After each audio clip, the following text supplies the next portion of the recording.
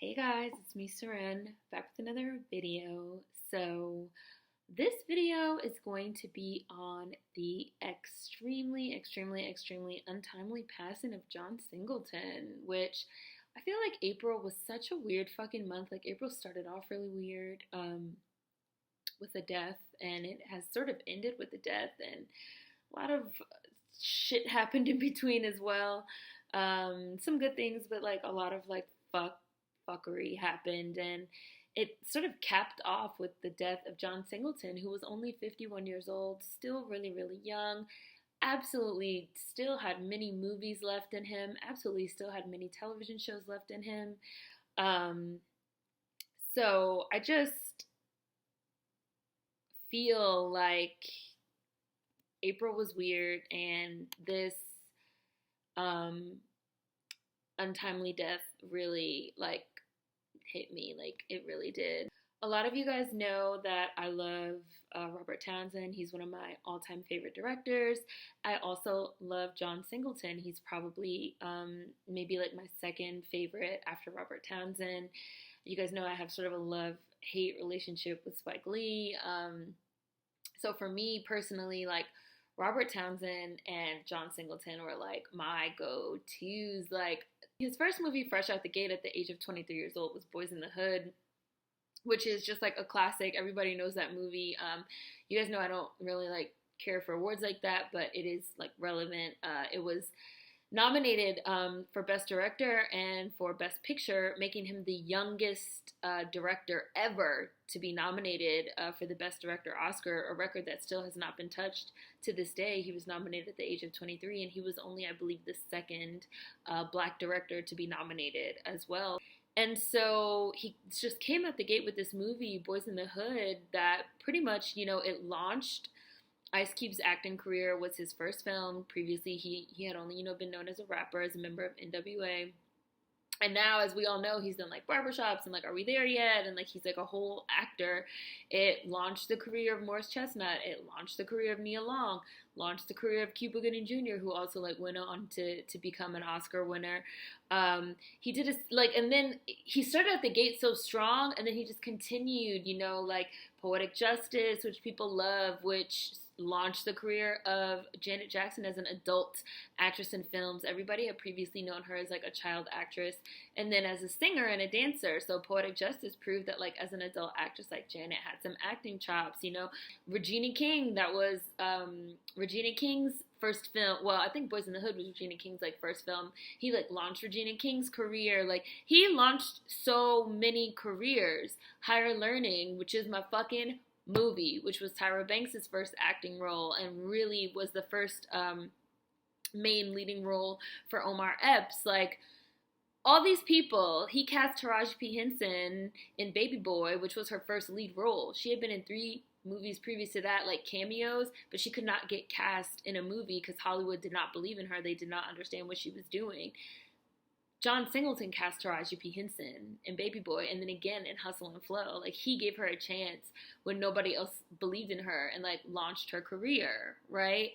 Like, launched so many careers, came out, and Baby Boy is my movie. Like, Baby Boy for me is another example of a movie. Tyrese, that was his first acting role. Before that, he was known as, like, a singer. And like the Coca-Cola dude singing in the Coke commercial on the bus. Like that was his first acting role. And now he's like acting in all these movies. John Singleton directed Too Fast, Too Furious, which he also cast Tyrese in, which he also cast Ludacris in, launching Ludacris' career as an actor. Ludacris went on to be in Crash, which won the Best Picture a few years later. Like putting people in roles, putting Black actors in roles, putting Black American actors in roles, and rappers in roles, and models in roles, and singers in roles, and people that you might not have believed could be in this role, and making a way. Similar, like again, I sort of like have him and Robert Townsend in these like parallel tracks in my mind of Black Black directors, Black American directors that sort of like made a way out of nothing, and not only made a way out of nothing, but like put so many other people, on this career trajectory, on this path. and Woo with Jada Pinkett Smith and Tommy Lee Davidson, which is my movie. John Singleton did Rosewood with Ving Rhames, and gosh, now I'm drawing a blank. Don Cheadle, which was about, based on a true story, the town of Rosewood, Florida, which was destroyed. It was burned down to the ground by white racists after a false rape accusation.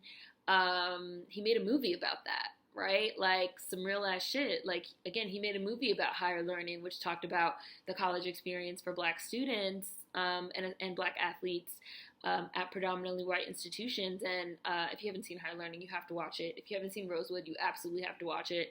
He talked about Baby Boy, which caught all this flack when it came out. People acted like it was so bad and so terrible, and it was like the butt of all these jokes. And Baby Boy was always my movie. I've seen that movie like a million times. I love that fucking movie.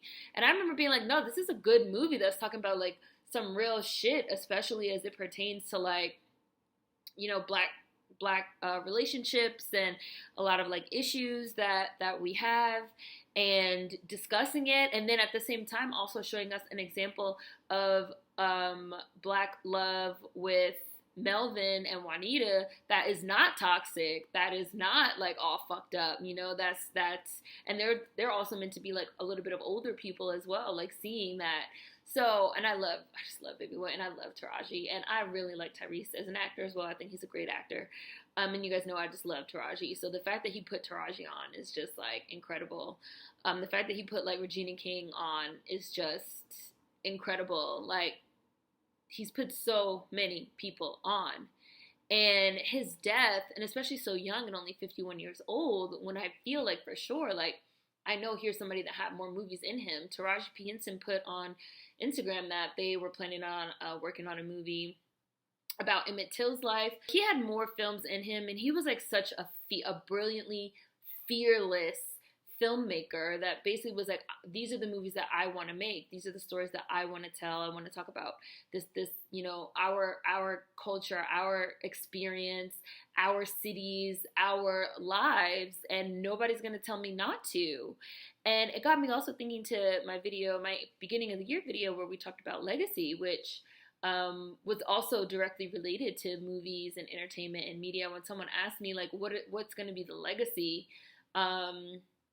you know, who's going to be the next Denzel Washington? Who's going to be the next John Singleton? Who's going to be the next, you know, visionary that makes a way for other Black American, you know, actors and entertainers and artists? Because like right now, it's not looking too good for us, y'all. You know, there's a lot of like POC, multiracial, you know, all types of stuff, but like not wanting to like talk about hard-hitting Black American stories and cast actual Black Americans in roles, which we've discussed previously.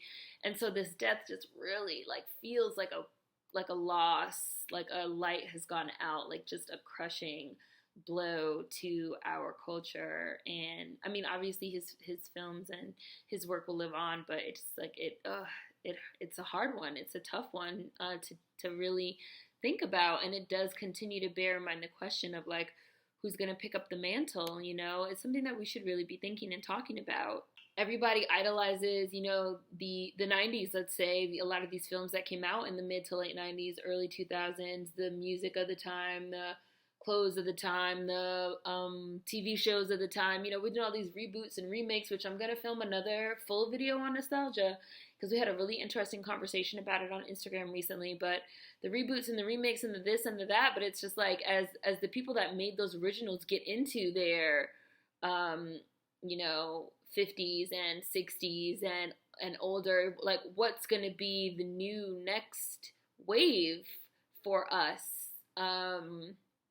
Is it, like I said, is something we need to be thinking about and talking about. And I also want to say something about John Singleton, getting back to his bravery and his fearlessness. I want to just read you guys a little bit from an he basically did, so the Hollywood Reporter does this Hollywood Master series where they have directors come in and they talk. They have like roundtable discussions, and they have like individual interviews as well. So I'm going to read you guys one that's from 5 years ago. It's from March 2014. Not the whole thing, but a little bit of it. John Singleton says, studios ain't letting Black people tell stories.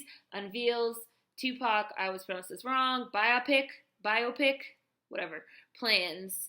As part of the Hollywood Masters interview series, the director criticizes so-called liberals in the studios and adds, you've got a lot of black executives at the studio who are afraid to give their opinion about what black culture is. John Singleton criticized the major studios March 19th for refusing to let black Americans direct black-themed films. They ain't letting the black people tell the stories, the Oscar-nominated director-writer told students at Loyola Marymount University, expanding on a theme he addressed in a Hollywood Reporter op-ed piece. Studio executives say, we're going to take your stories, but you know what? You're going to starve over there and we're not going to let you get a job. The so-called liberals that are in Hollywood now feel that they're not racist. They grew up with hip-hop, so they can't be racist. They think that they like Jay-Z, but they don't have to give you a job. They want black people to be what they want them to be, and nobody is man enough to go and say that.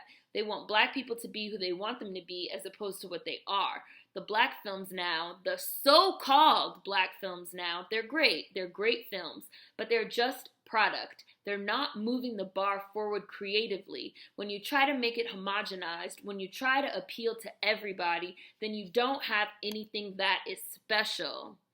And I feel like he could be talking about a lot of these directors that's out right now today, right?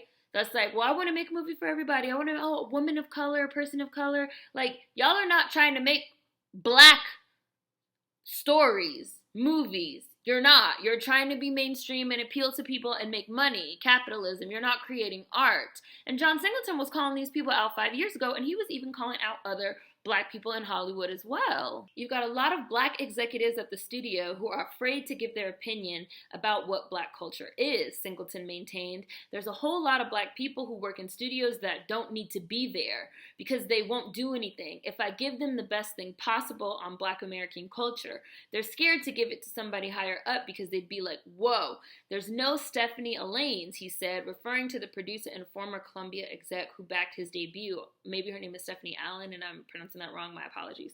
Stephanie kicked and screamed to get Boys in the Hood made. Those people don't exist anymore, whether they're black, white, or whatever, right? And I feel like we've been talking about this a lot, even when we talk about stuff that's being made by a lot of mainstream black directors right now, that it is not, that it's safe.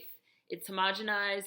We've talked about the idea of creating black content for white people, creating black content just for non-black persons of color, creating quote-unquote black content for non-black audiences, with the entire purpose of it being to mainstream a quote-unquote black experience for the masses for consumption, right? And we need people that's going to not do that and step away from that and create about our authentic experiences without all of that. And that's what John Singleton was talking about. And he also talks about that being a driving force of why he even cast Tupac to be in Poetic Justice.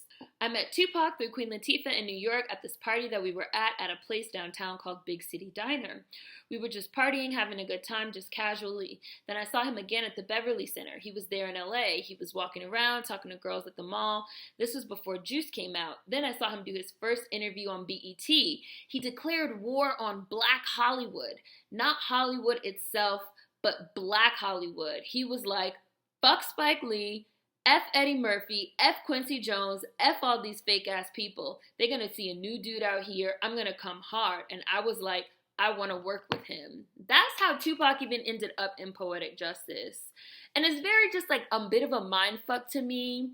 Everybody's allowed to feel how they wanna feel and to recognize his like iconic genius and inspiration. But like, it's a bit of a mind fuck to me, for example, to see like Jordan Peele tweeting out about John Singleton. Because it's like, John Singleton, like, Jordan Peele, like, you are exactly the type of person that John Singleton was talking about in this interview. You're exactly the type of person that Tupac was talking about in that interview. These are exactly the type of people that is like, you know, the quote-unquote mainstream black voice right now in quote-unquote Black Hollywood that's doing homogenized work, that's doing safe work, that's doing black movies, black culture, specifically for white people, non-black audiences, non-black persons of color, refusing to cast black Americans in movies, refusing to do anything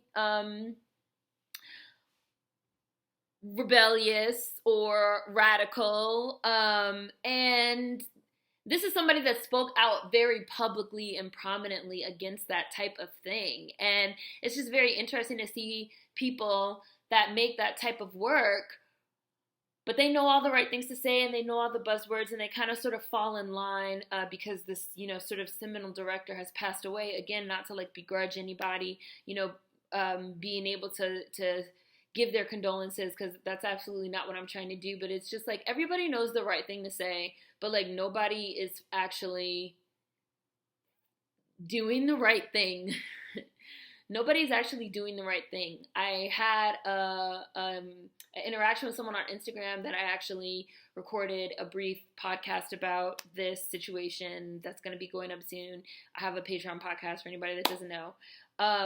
That was, people were discussing, so H&M is doing like, this is a little bit of a tangent, but people were discussing how H&M is doing like a conscious collection, and how like the very notion of H&M, which does like fast fashion and utilizes like low-cost labor in factories overseas to just like churn out fucking cheap clothes made out of rayon and like non-biodegradable materials, stuff that's like bad for the environment, it's bad for the people that work there, it's bad for the labor force, it's bad for the economy. They make it for pennies and they charge you money for it, all in the name of capitalism.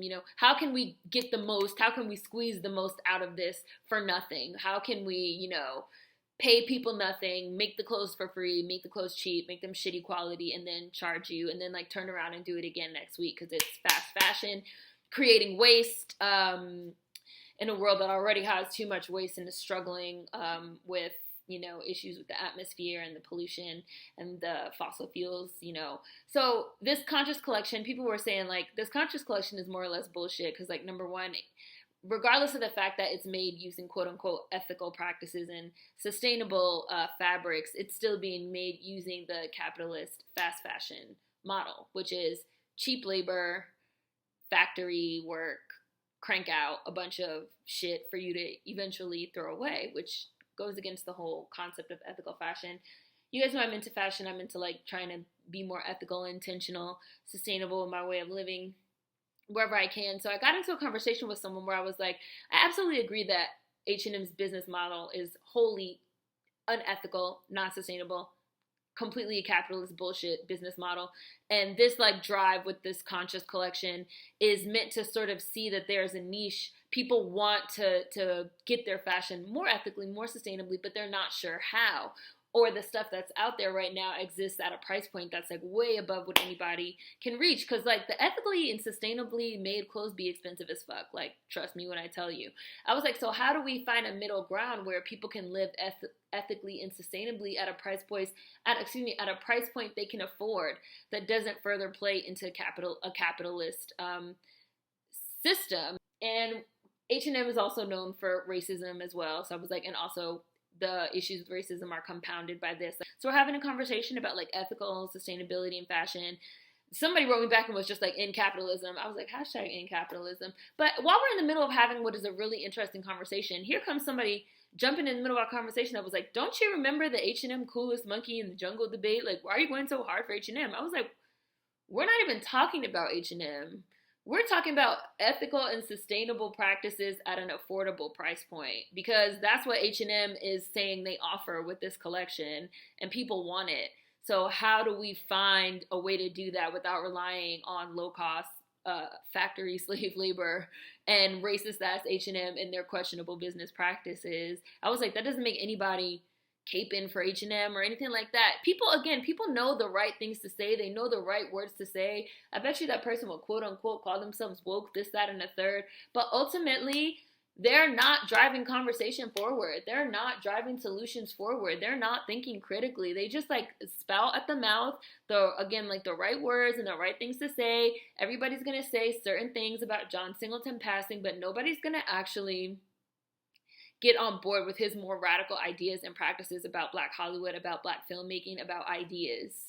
You feel me? Like, and I feel like I see that shit now everywhere. Like, I really can't wait for this like so-called like woke wave to motherfucking crash, because I feel like I see that shit everywhere. I see it everywhere. I see people that fucking idolize Ida B. Wells and they talk about how much they love her, but it's like, you do realize that Ida B. Wells was like pro own a gun. She was pro gun rights. She openly advocated for Black people to carry guns. She said that every Black American family, every Negro family should have a motherfucking 12-gauge shotgun for when the fucking lynch mobs and the racist whites come to your door. She advocated for violence. Imagine if Ida B. Wells came out today and advocated for violence. People would lose their fucking shit. They'd lose their minds. They call her every name under the sun. They would excommunicate her. But everybody knows the right things to say about her now. Zora Neale Hurston was a separatist. She was against integration, which got her into a lot of fucking beef with other Black, members of the Harlem Renaissance and creatives and academics at that time, because she felt like integration was a mistake, which I absolutely 100% agree with. She said, I don't need to be in a white man's neighborhood. I'm never going to bow down to a white man, and you can't fucking put me there. That got her in trouble. Saying that type of thing now gets people in trouble. Yet everybody's a fan of Zora Neale Hurston. Everybody's a fan of John Singleton. Everybody's a fan of all of these people just because it's the right thing to do. But like, if you're really not down with these people's real actual practices, like, what are you doing? If you're really not down with us having a conversation about ethical and sustainable and affordable practices in fashion, you're just gonna like swoop in to say like, we're against H&M. What are you doing? What are you doing? Legacy. What is the legacy going to be? People have all the right things to say, but they're not actually doing nothing for the Black American actors that's trying to come up. Who's going to be the next Regina King? Again, who's going to be the next Denzel Washington? Who's going to be the next Cuba Gooding Jr.? Who's going to be the next Janet Jackson? Who's going to be the next Taraji P. Henson? Who's going to be the next Tyrese Gibson? People just talk mouthpiece, say what sounds nice, offer their empty-ass condolences, and then the very next day go back to doing the thing that John Singleton hated. It's wild to me. I know I just like totally went off, but this is just some of the things I'm thinking about, things that have been on my mind, things that I was thinking about prior to his passing, but that have also really sort of moved to the forefront as well. So I'm going to include some links to some of these interviews where he said these types of things in the description box, as always. The podcast is not up yet, but it'll probably be going up tomorrow. So I just do it there because it's the easiest platform. So if you're a patron, keep an eye out for the podcast. And they're just short little, 5, 6, 7 minute little snippets. So thank you for everyone that's listened thus far. My super condolences really go out to John Singleton's family, his friends, all the people that he's worked with, all the people that he's put on that are personally affected by this. And I plan on, carrying his legacy forward and holding the torch forward. And I really don't care. I'm not just going to like say what is the nice thing or the right thing and then keep it moving. I just wanted to say that. Rest in peace to John Singleton. We're definitely going to do Be Big this Sunday, and we're definitely going to watch a John Singleton movie. Absolutely. So if you guys want to make some suggestions, you can also make suggestions in the comment section as well. Food for thought as always. See you guys next time. Peace.